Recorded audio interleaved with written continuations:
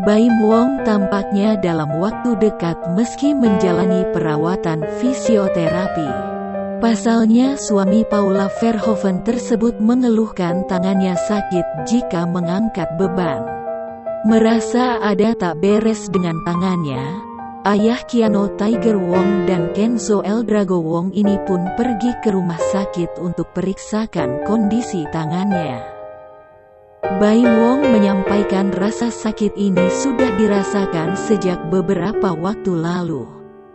Sembari memeriksa, dokter mengungkapkan memang ada masalah di saraf pergelangan tangan.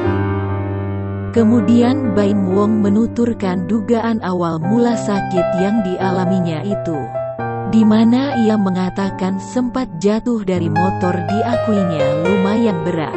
Tak sampai di situ, Baim Wong menyebutkan sempat merasakan sakit yang luar biasa.